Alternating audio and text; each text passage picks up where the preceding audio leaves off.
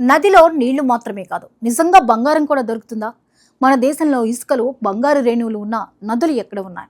వేల ఏళ్లుగా ప్రజలు నదుల్లో బంగారం వెతుకుతున్నారంటే దాని వెనుక ఉన్న శాస్త్రీయ రహస్యం ఏంటి? ఈ విషయాలన్నీ ఇప్పుడు తెలుసుకుందాం.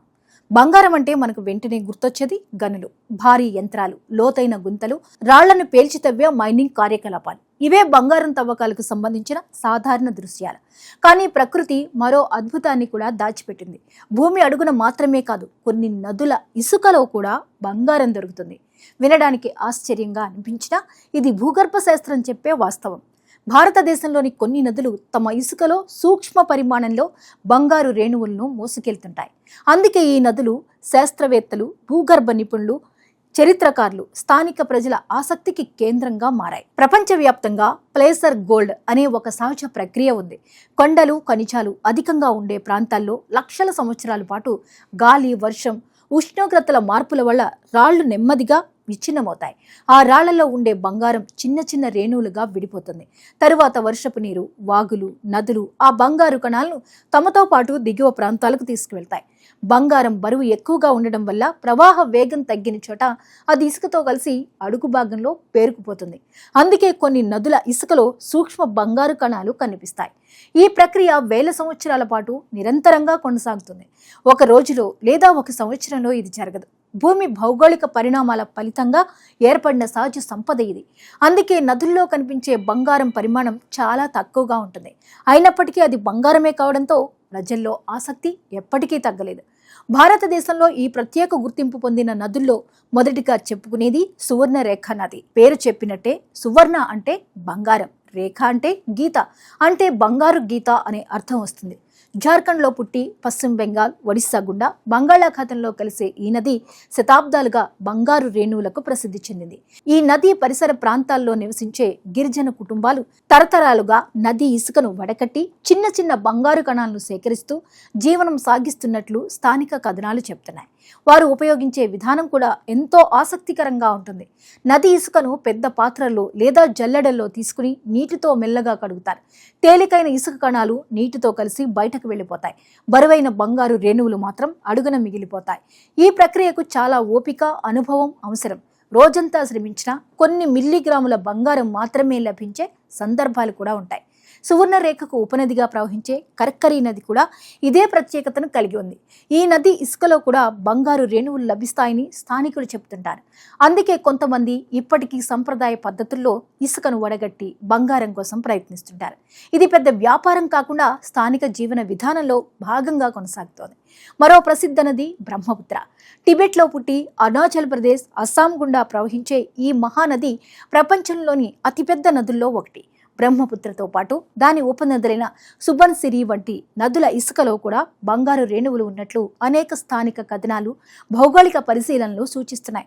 గతంలో అస్సాంలోని కొన్ని సమాజాలు నది ఇసుక నుంచి బంగారాన్ని సేకరించడాన్ని వృత్తిగా చేసుకున్నట్లు చారిత్రక ప్రస్తావనలు ఉన్నాయి. ఒడిశా, జార్ఖండ్ ప్రాంతాల్లోని మరికొన్ని చిన్న నదుల్లో కూడా సూక్ష్మ బంగారు కణాలు లభించినట్లు భూగర్భ పరిశోధనలో నమోదైంది.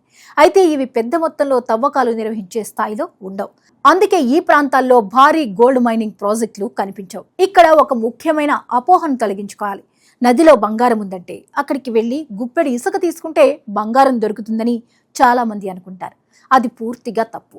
నదుల్లో లభించేది అత్యంత సూక్ష్మ పరిమాణంలో ఉండే బంగారు రేణువులు మాత్రమే. వాటిని గుర్తించడం, వేరు చేయడం చాలా కష్టమైన పని. కొన్నిసార్లు వందల కిలోల ఇసుకను వడగట్టినా కొన్ని గ్రాముల బంగారం కూడా దొరకకపోవచ్చు. బంగారం నదిలోకి ఎలా వస్తుందనే ప్రశ్నకు శాస్త్రవేత్తలు ఇచ్చే సమాధానం కూడా ఆసక్తికరంగానే ఉంటుంది. బంగారం అధికంగా ఉండే ఖనిజ ప్రాంతాల మీదుగా ప్రవహించే నదులు వర్షపు నీటి ప్రభావంతో రాళ్ల నుంచి విడిపోయిన బంగారు కణాలను క్రమంగా తీసుకువెళ్తాయి.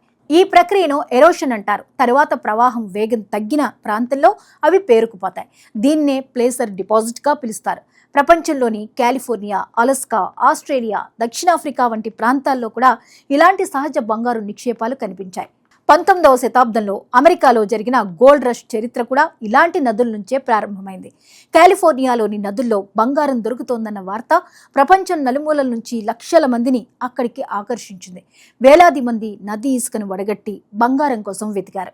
అయితే అందరూ ధనవంతులు కాలేదు. ఎక్కువ మంది కష్టపడి కూడా పెద్దగా బంగారం సంపాదించుకోలేకపోయారు. అయినప్పటికీ ఆ చరిత్ర ప్రపంచ ఆర్థిక వ్యవస్థను మార్చేసింది. భారతదేశంలో మాత్రం పరిస్థితి భిన్నంగా ఉంది. ఇక్కడ నదుల్లో లభించే బంగారం పరిమాణం చాలా పరిమితంగా ఉంటుంది. అందువల్ల పెద్ద ఎత్తున వాణిజ్యపరమైన తవ్వకాలు జరగడం లేదు. పైగా పర్యావరణ పరిరక్షణ, నదీ వ్యవస్థల సంరక్షణ కూడా ప్రభుత్వాలకు ముఖ్యమైన బాధ్యత.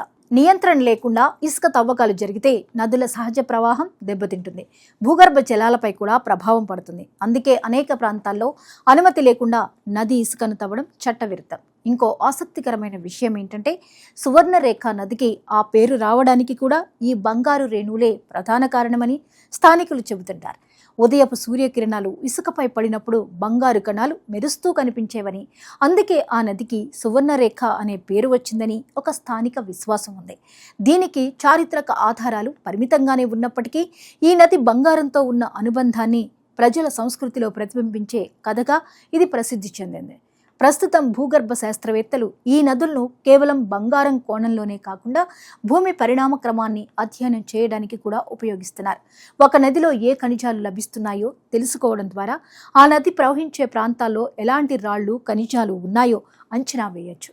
అందుకే నది ఇసుకపై పరిశోధనలు భూగర్భ శాస్త్రంలో కీలక పాత్ర పోషిస్తున్నాయి. అయితే ప్రకృతి ఇచ్చిన ఈ సంపదను కాపాడుకోవడం కూడా అంతే ముఖ్యం. అక్రమ ఇసుక తవ్వకాలు, కాలుష్యం, నదుల మారుతున్న ప్రవాహాలు ఇవన్నీ ఈ సహజ వ్యవస్థపై ప్రభావం చూపుతున్నాయి. బంగారం కోసం ప్రకృతిని నాశనం చేయడం కంటే ప్రకృతిని కాపాడుకుంటూ శాస్త్రీయంగా అధ్యయనం చేయడం మరింత అవసరం. మొత్తానికి బంగారం అంటే కేవలం గనులే కాదు, ప్రకృతి తన ఒడిలో దాచుకున్న మరో అద్భుతం కూడా ఉంది. నదుల ఇసుకలో మెరుస్తున్న ఆ చిన్న చిన్న బంగారు రేణువులు మన భూమి లక్షల సంవత్సరాల చరిత్రను చెబుతున్న సాక్ష్యాలు.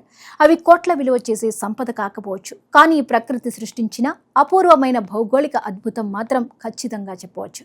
అందుకే సువర్ణరేఖ, కర్కరి, బ్రహ్మపుత్ర వంటి నదులు కేవలం జల ప్రవాహాలు మాత్రమే కాదు, భూమి గుండెల్లో దాగి ఉన్న బంగారు కథలను మన ముందుకు తీసుకువచ్చే సజీవ చరిత్రలుగా నిలిచిపోయాయి.